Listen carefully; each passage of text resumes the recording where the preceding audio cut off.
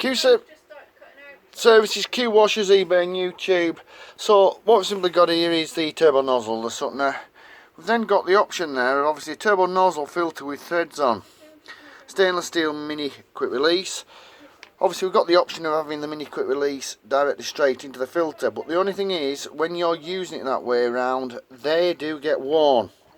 What happens is the actual end on there becomes sharp with operating, and every time you pull the trigger it starts pulling against the balls.